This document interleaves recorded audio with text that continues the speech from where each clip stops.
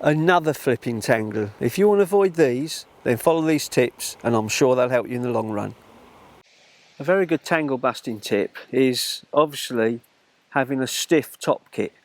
Now most poles come supplied now with very good top kits where we've sort of done away with the number one, because in the olden days that was the number one. Too fine, could only probably fit a 3 or 4 elastic maximum through that and you'd be sticking to all the sides, making the pole very bendy. So they've been done away now, and most traditional poles that have come out now on the marketplace have pre-bushed, come with internal bushes and of a larger diameter. If you've got a pole that's got a real thin tip in it, throw it away, pull it out and bush onto your second section. And internal bushes, as you can see here, I've got 3 here. This is the more traditional one, the internal bush, and I've got 2 of the old external bushes here. Now I've got one of their pole pots here just to demonstrate that it's so easy just to push a pole pot onto a top section that has an internal bush. Now if I try and pull it onto there with the external bush, I can't. I'd have to try and force it over the section here. And also it makes it a nightmare when trying to take the pot off as well. If you get it on there with a traditional internal bush, you can slide it on and slide it off. Very simple, and taking away that thin section, making your top kit a lot stiffer, makes it less, or let's call it tangle free, because there's less bounce when shipping out with your pole. And also with the internal bush, as opposed to external bushes, there's nothing for your line to get caught on there. Your rig won't catch on there, it'll just pull straight off. These were an absolute nightmare. I remember when I used to use them, your rig was always getting caught behind here. This used to scuff and little cuts put in it, and your light use forever untangling. You go out, you'd hook a fish and your pole would go down, no elastic would come out. And you try and turn it, and what's happened is the line has caught behind the PTFE on the external bush, which never happens with the internal bush, because everything is nice and smooth and just comes off. It will not wrap round it. Very simple and very effective to have an internal bush as opposed to an external bush. Another tangle buster is positioning of your pole rollers, not roller. Nowadays with more expensive poles, it's best to have 2 rollers once you go past a certain distance, and a lot of times if you're fishing 8 metres or more, use 2 rollers. But what a lot of people come into complications with is tangles when they come off one of the rollers. And that's because they're not positioned right and you've not judged them right. Now I've got 2 rollers set here, and I'm just going to show you. I've got it set so it fits my pole sock. So when I unship, I can just stick in my pole sock and swing the fish in or net the fish. Now with the 2 rollers, it's very important that when I take out my pole sock, I'm coming off 2 rollers, I'm looking. And I'm looking for the back roller first of all, because that is normally the highest point. And this is where people can tangle the rigs, because they're not looking as they come off that roller, donk. It flicks the pole up, they haven't caught the balance right, and the rig just tangles. Now, if I go back into position, my way of doing it, I'm sure it's a lot of people do this, is once you come out your pole sock, you look at your 2 rollers, you're pushing the pole out, you know where it's going, just looking for the balance when it comes off that back roller. So as it comes off that back roller now, I've got it, and then I can bring it back across my lap, because as it runs across my legs, it's virtually level with the second roller, and I can just come out, shipping it out, but must look and judge the balance as it comes off that second roller. Because watch this, if it just comes off that second roller and I'm not doing anything, it drops, the rig can tangle again. So let's just slide it back in position, and this is how it should be done. So I come out my pole sock, I come along, I can see the balance coming off the back roller, onto my legs, ship it forward, it's coming off the second roller, I take the weight, push it out, into position on my arm, tip my bait out, lay my rig in, simple. Then I hook a fish, I know to come back, get the balance onto that first roller, lowering it slightly down onto the second roller, unship in the pole sock. Without that drop on the second roller and drop on the back roller and then drop on the second roller. Very smooth, very effective way of not tangling your rig. But if you've got the roller set at the wrong height, you're going to tangle it every time. The correct distance apart as well. So I'll show you once again. I'm coming forward, I'm off my back roller, onto my lap, off my second roller. Nice and smooth, tip my bait out, lay me rig in. Very simple and very effective. Another great tangle buster tip is having a stiff pole. Now, like a lot of the top flight anglers have the top of the range pole, and a lot of people can't afford top of the range pole, but a lot of companies make a short 3. And what this short 3 does, it stiffens up your pole. So there's less give in the pole, making less tangles. Now, if you've got a cheap range pole and you can have a short 3, it will make that cheaper pole stiffer, leading to less tangles, less bouncing when you're shipping the pole out, and more fishing time. As you can see there, I'm holding up my short number 3, and there's my standard number 3. As you can see, it's obviously half the length, but it will make the pole much more rigid.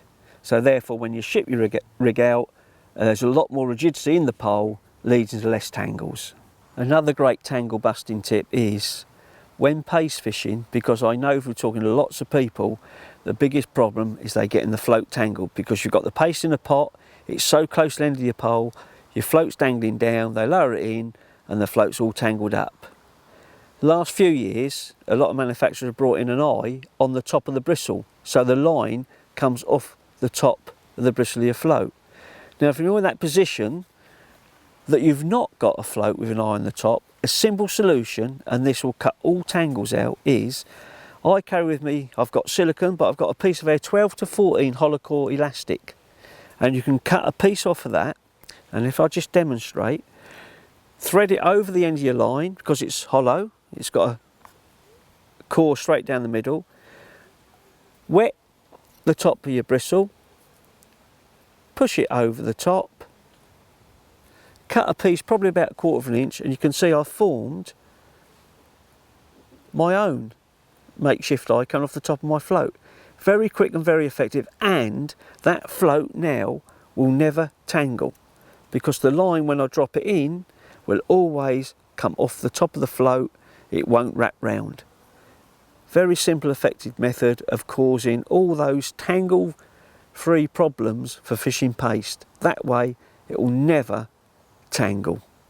If you're an angler that's always getting into tangles with all your rigs, whatever, a great tip, which works for me, is take the diameter or pound line you're using as your main line, up it. Say for instance you're on a commercial and you're fishing maybe 016 main line, 018, try 020, 023. Same with if you're a silverfish angler, you're on rivers, canals. If you're, I mean, I'm one, I'd love to fish as fine as I can, and I was fishing 010 as a main line on a lot of my rigs, and I've upped that now. Canals 012, because you can put what hook length you want up to that diameter, and rivers I used to fish 010, 012 as well. Well, I've upped that now, 014, and it just works. A stiffer line, main line, leads to less tangles, be it commercial or silverfish fishing. Give it a go, because I know it works. Another important thing is float choice, which can lead to massive tangles. A lot of people use wire stems, a lot of people use carbon stems. I personally use both, but at the right time. For 99% of my commercial fishing, it was always a carbon stem or glass stem, which act very similar. A glass stem can be a little bit more flexible. A wire stem is a little bit flexible, but can end up being bent up. And the thing with wire is, if you're shipping out a wire stem float, used wrongly, want to overtake the body, and that leads to tangles. And it can be a nightmare getting out of a tangle with a wire stem, because you end up bending the stem. Whereas for carbon or glass, you won't. So the correct float choice, personally myself, I'll use a wire stem, canals, drains, when I'm fishing a bulk rig through the water. But if I'm fishing the same on commercials, it is always a carbon or glass, because I can still get the similar effectiveness with the float, but I get no tangling when shipping out, which is so important, which leads to more time actually fishing and not untangling a rig. Now this is very important. what we anglers refer to as the lash, or the length of line between your pole tip and your float. Now, be it shallow fishing, or you're fishing on the bottom, or tight over on the bottom, or in the margin on the bottom, always remember that there's no golden rule, the length of line between your float tip and your connector. Only if there's a fish rule, it's got to be minimum 8 inches. Some fisheries have a rule, but as a guideline, fish that length of line or that lash that you're comfortable with. A lot of people, I feel, fish too short a line between the float and the tip. You can fish a long line, shallow fishing. You can back shot, but you've got to fish that length of line you're comfortable with. Because weather conditions, if it's too windy, you can't fish a short lash between your connector and your float. Sometimes it's got to be longer than what you want to use. And same with margins, and you're fishing tight over. There might be bankside vegetation that you can't fish too long a line because you can't get into where you're fishing. But it's so important to not let you get carried away if I've got to fish as short as possible. It's not the rule. You've got to fish as short as possible that's comfortable. And sometimes fishing too short is wrong, and it will lead to tangles. So sometimes if you've got a little bit longer line, it's easier to manoeuvre and you'll get less tangles. So always remember, that length of line or the lash is only suitable to you and your fishing circumstances, whether you're fishing shallow or to bankside vegetation that enables you to fish as simply and effective with that length of line that suits you on the day. Be it if there's wind or if it's calm. Normally when it's calmer, you can fish a shorter length of line. But that is only applicable to you and the situation you've got when you're fishing. That length of lash, very important to reduce tangles for when you're fishing and the certain day weather conditions that it is. So there you are. I mean, I could have that float like that, but does that become the fashion to have it like that, or the in thing? So don't be a slave to that. Fish it to what suits you on the day and the conditions when you're fishing. Another very important thing, be it commercial fishing or rivers, anywhere really, is the way you shot your float. As a rule, normal fishing, up to a couple of foot deep, I'll just fish a bulk. At worst, one dropper. Once you go above that depth, it's a bulk, one, might be 2 droppers, might be 3 droppers. And my droppers would be, first one would be just above the main loop on the main line, not on the hook length. And then it's up to you how you spread them, but never take your bulk past 1/3 of the depth, even if it's a spread bulk. This is just as a guideline, as a rule. And to lead to less tangles, the most important thing when laying your rig in, always lay it into the side, so you're just dragging away, so you're kicking your hook bait and your droppers past your bulk. As it lays in, as the float wakes up, just lift it again, hold it a minute, lay it into position.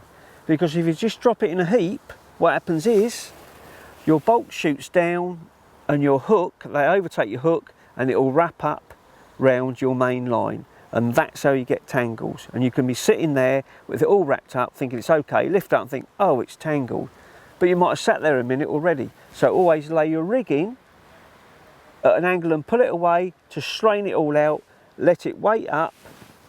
As the float follows it sits up, just re-lift the float up and drop it into position. That way you'll know everything below it is in a straight line. It hasn't tumbled on itself, caught round the bulk, and you're fishing.